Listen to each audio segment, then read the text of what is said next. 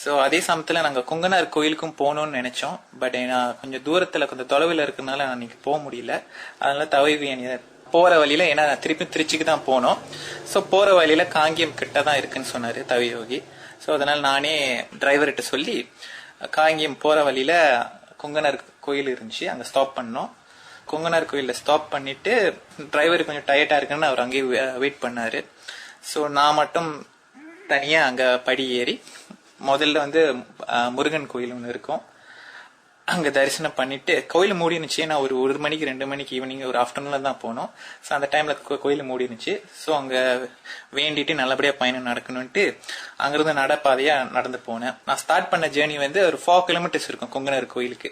So 2 வழி இருக்கு. ஒன்னு கீழ இருந்து நம்ம போனா 4 கிலோமீட்டர்ஸ் இருக்கும், இல்ல கொஞ்சம் கிட்டத்துல இருந்து போனோம்னா அது 2 கிலோமீட்டர்ஸ் கொஞ்சம் காட்டுல போயிட்டு காடி பார்க்க அங்க இருந்து போனோம். ஸோ டிரைவருக்கு அவளுக்கு தெரியாதனால நம்ம அந்த 4 கிலோமீட்டர்ஸ் ரூட் அதை எடுத்தோம். ஒரு காட்டு வழி தான், ஆனா பாதைகள் அமைச்சிருப்பாங்க. அந்த ரூட்ஸ்க்கு அந்த டைரக்ஷன்ல அழகா காமிச்சிரு, கல்லுலயே வரைஞ்சிருப்பாங்க இப்படி போறதுன்னு. ஸோ அந்த ரூட்டை ஃபாலோ பண்ணிக்கிட்டே போனா ஒரு 1 hour பிளஸ் இருக்கும். 1 hour பிளஸ்ல பாத்தீங்கன்னா ஒரு கோயில் தெரியும், ஒரு பாலடைஞ்ச கோயில் ஒண்ணு தெரியும். ஸோ அதான் கொங்கனர் கோயிலுன்னாங்க. ஸோ அங்க போயிட்டு பாத்தீங்கன்னா ரொம்ப குரங்குகளா இருக்கும். ஸோ அதுக்காக என்ன பண்ணிட்டேன்னா கொஞ்சம் வாழைப்பழம் இதெல்லாம் வாங்கிட்டு போனேன். ஸோ அந்த குரங்குகளுக்கு தானம் பண்றதுக்கு பண்ணிட்டு அதை கொடுத்துட்டு அப்புறம் கோயிலுக்கு போனா கோயில் பூட்டி இருந்துச்சு. ஒரு 1 மணிக்கு 2 மணிக்கு கோயிலுக்கு பூட்டி இருந்துச்சு. சரி நம்ம தரிசனம் பண்ணிட்டு அதுக்கப்புறம் மேல கோகைக்கு போகலாம் அப்படின்னு யோசிச்சேன். ஏன்னா மெயின் பர்பஸ் நான் அந்த கொங்கனர் கோகைக்கு தான் போகணும்னு தோணுச்சு. அங்க ஒரு கோயில் இருக்குன்னு எனக்கு தெரியாது. சரி இதுக்கப்புறம் கொங்கனர் கோயில் எங்கன்னு தேடி பார்ப்போன்ட்டு கொஞ்ச நேரம் அங்க வேண்டினேன். ஒரு மறு நிமிஷமே 2 பேர் வந்தாங்க, 2 அடியார்கள் வந்தாங்க. வந்துட்டு அப்புறம் தான் தெரிய வந்துச்சு அவங்க தான் அந்த கோயிலோட கேர்டேக்கர்ஸ்னு. ஸோ அவங்க தான் அந்த கோயிலை வாரம் 1 நாள் 2 நாள் கோயிலை பார்த்துக்குப்பாங்க. கோயிலோட வரலாறு சொன்னாங்க, எப்படி இந்த கோயில் அமைக்கப்பட்டது, கொங்கனர் எதுக்கு இங்க வந்தாரு, கொங்கனரோட சரித்திரம் எல்லாம் சொன்னாங்க. கோகைக்கு எப்படி வழி போகணும்னு அதை சொன்னாங்க. அதே சமயத்துல சொன்னாங்க எப்பொழுதும் அங்க வரமாட்டாங்க, ஆனா அன்னைக்குன்னு தோணுச்சு அவங்க மனசுல, சரி யாராச்சும் வந்திருப்பாங்க, நம்ம கோயில ஒரு தீபமாச்சும் ஏத்தி வைக்கணும்ட்டு அன்னைக்கு. சோ அது என்னோட அனுகிரகம்னு சொல்றாங்க, எனக்கு ஒரு பிளஸிங்னு சொல்றாங்க. அந்த டைம்ல அவங்களும் வந்தாங்க, நானும் வந்தேன். அப்ப அவங்க அந்த கோயில் வரலாம் சொல்லிட்டு கோகைக்கு போற பாதையை சொல்லிட்டு அந்த கோயில இருந்து இந்த கோகைக்கு போற ஒரு 5 நிமிஷம் இருக்கும், ஒரு 5 minutes வாக் தான். அந்த கோகையில தியானம் பண்ணிட்டு ஒரு 10 நிமிஷம் அப்புறம் தீபத்தை ஏத்தி வச்சுட்டு அப்புறம் திருப்பியும் கொங்கனர் கோயிலுக்கு திருப்பியும் போனேன். ஸோ அந்த கோயில்ல அன்னாடிக்கும் பூஜை நடக்கும்னு சொல்ல முடியாது. ஸோ எப்ப அந்த கேர்டேக்கர்ஸ் இருக்காங்களோ அப்பப்ப அந்த பூஜை நடக்கும். பௌர்ணமிக்கு முக்கியமா அங்க பூஜை யாகம்லாம் நடக்கும். அதே சமயத்துல அன்னதானமும் நடக்கும். ஸோ யாரு வேணாலும் அங்க அன்னதானத்துக்கு உதவி பண்ணலாம். அதே சமயத்துல இந்த பௌர்ணமி பூஜையிலும் கலந்துக்கலாம், யாகம் நடத்துவாங்க. ஸோ மொத்த நாள்ல ஏதாச்சும் ஒரு நாள் 2 நாள் அவங்க வருவாங்க, பாத்துக்குவாங்க. ஆனா யாரு வேணாலும் அங்க வரலாம் போகலாம், பிரச்சனை இல்லை. ஆனா தங்குறதுக்குன்னு ஒன்னும் அங்க இது ஏற்படுத்திக்கல, ஆனா வந்துட்டு போகலாம்.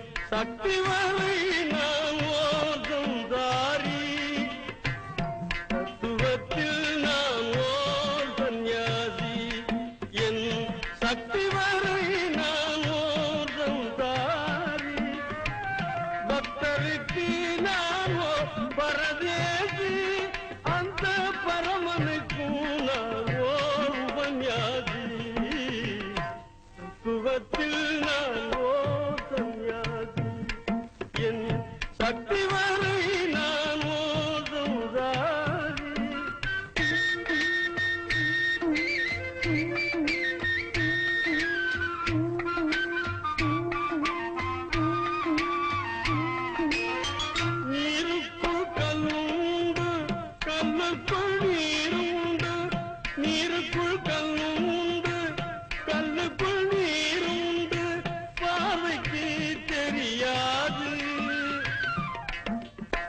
பூமிக்கு நான் உண்டு எனக்குள்ளும் பூமி உண்டு கேள்விக்கு புரியாது கேள்விக்கு புரியாது தத்துவத்தில் நான் ஓர் சந்நியாசி என் சக்தி வரை நான் ஓர் சம்சாரி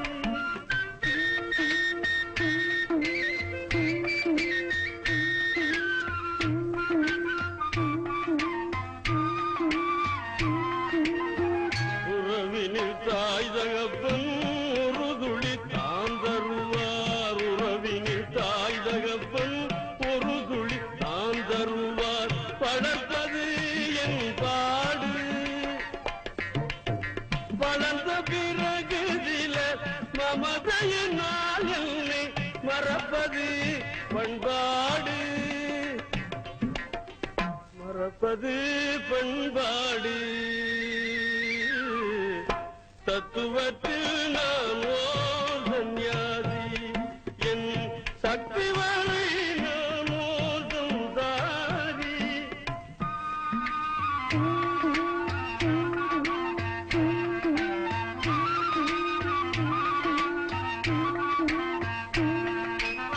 மறந்தவர் மட்டும் அல்ல நினைத்தவரும் கூட மறந்தவர் மட்டும் அல்ல நினைத்தவரும் கூட மறைவது கண்கூடு என் மடியில் விழுந்த பின்பு இருவரையும் சமமாய் மடியில் விழுந்த பின்பு இருவரையும் சமமாய் அணைப்பது என் வீடு அணைப்பது என் வீடு தத்துவத்தில் நான் ஓர் சந்நியாசி என் சக்தி வரை நான் ஓர் சம்சாரி தத்துவத்தில் நான் ஓர் சந்நியாசி தத்துவத்தில் நான் ஓர் சந்நியாசி தத்துவத்தில் நான்